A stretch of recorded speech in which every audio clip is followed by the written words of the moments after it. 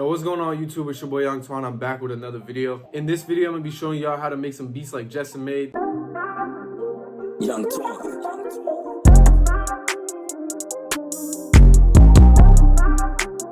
So the first thing I started with, I picked this mallet from the Cadence one-shot kit from Producer Grind and Noble. I picked this mallet called Parrot. So I shortened it using the out knob right here. And I went ahead and laid these basic chords.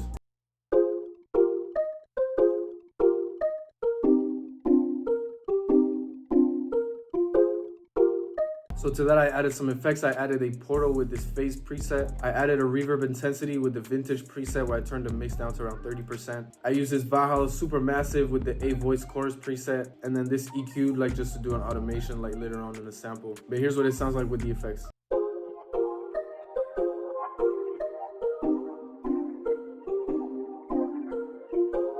Next up, I added this plug from a one-shot kit. I'm not entirely sure which one it's from. And I went ahead and played this very like repetitive pattern. So here's what it sounds like.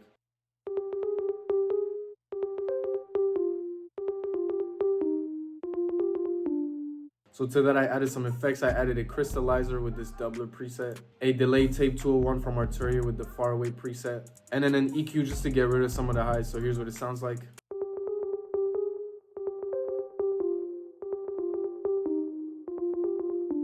So yeah, very subtle. With the first mallet pattern, here's what it sounds like.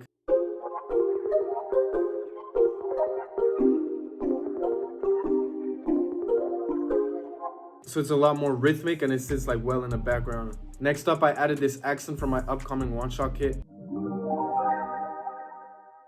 I just added a bandpass narrow EQ to get rid of some of the highs and some lows. And I panned it quite far to the left. Here's what it sounds like with the rest.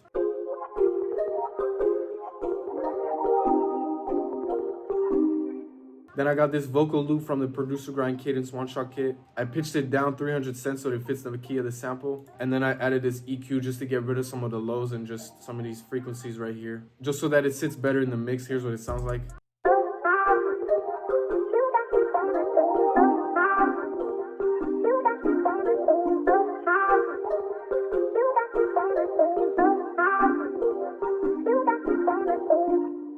Next up, I added this texture from a Cryptic one-shot kit, and I kind of did the same thing as the accent where every other one is like 5 semitones lower, except this one, the second one, is gonna be reversed, so it kind of gives like this cool pattern. Here's what it sounds like on its own.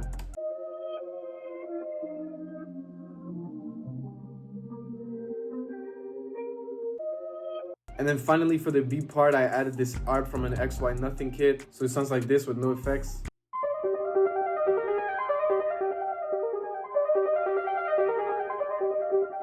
So to that, I added some halftime and a bandpass narrow EQ just to get rid of some of the highs and some lows. Here's what it sounds like.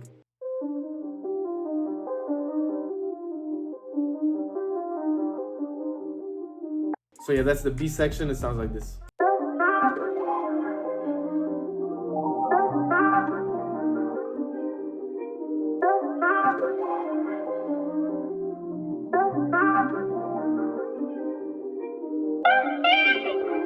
Wait, hold up. I just realized that I ended up taking out this accent in the final sample, so just ignore it. Like, think of it, it's not here.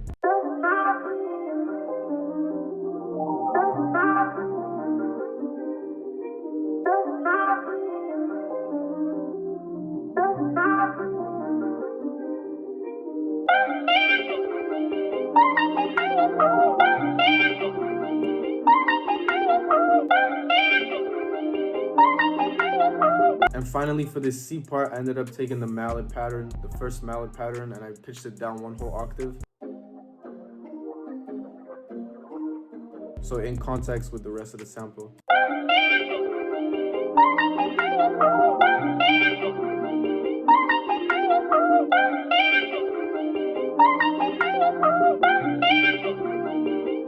So this is where I have the EQ automation I was talking about at the beginning, just getting rid of some lows when it's pitched down one octave when there's more lows, so yeah. And yeah, then I just arranged the sample how it was. I actually ended up creating this like reverb bus right here with this Abbey Road Chambers with the Lush Strings preset. And I routed the first mallet pattern, the repetitive plucks, and then the vocals, and then I think another accent or whatever to the reverb bus, just so that it sits well and it's like, it sounds like it's all in the same room, in the same space. Then I just bounced the sample as one, and I ended up adding these final effects to it. I added this pre-child compressor with this Levine Vintage Master Glue preset, and then the Good Cassette preset and Good Hertz Wow controls, just to add a bit of coloring and a bit of saturation. So here's the final sample.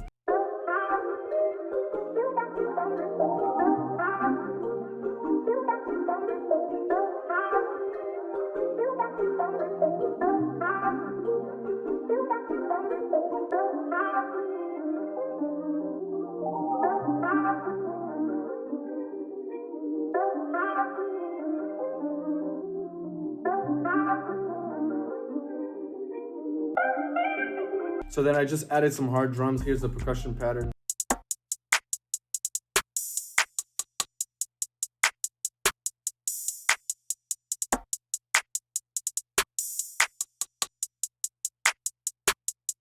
Then I added the 808s.